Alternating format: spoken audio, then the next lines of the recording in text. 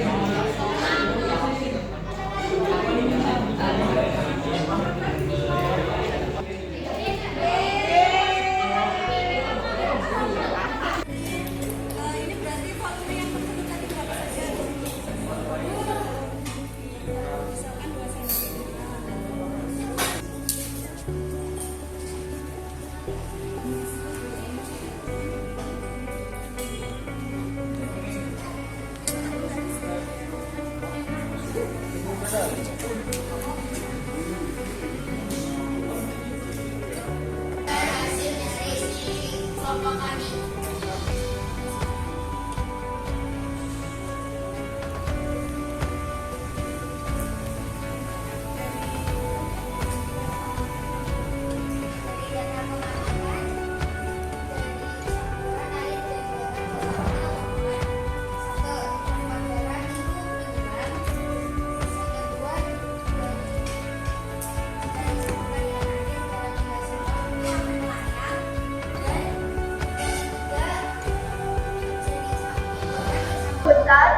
13 ml untuk 0,1 kg, 17 ml untuk 0,15 kg, dan yang terakhir 25 ml untuk 0,2 gram, 0,2 kg atau 200 gram.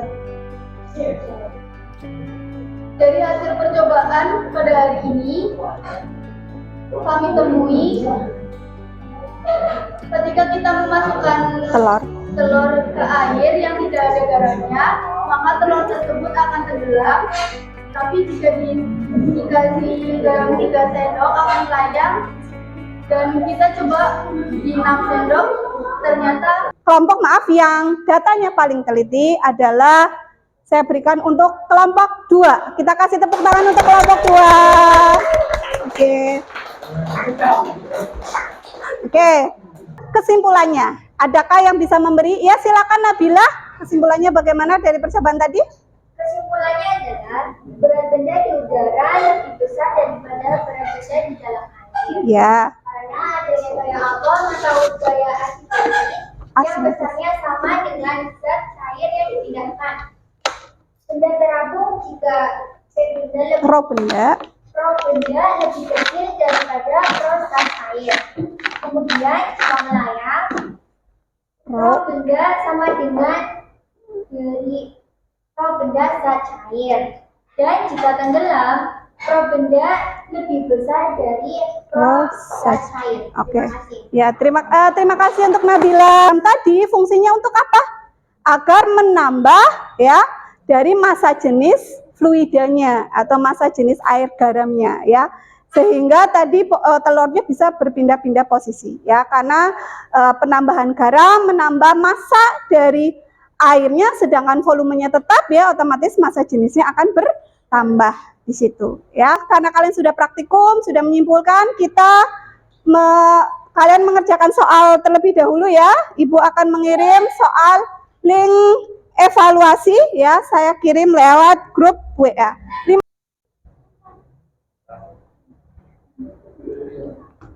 Ini penerapan aplikasi Archimedes dalam kehidupan sehari-hari. Contohnya itu ada di kapal selam ya. Prinsipnya sama seperti pada ikan tadi ya.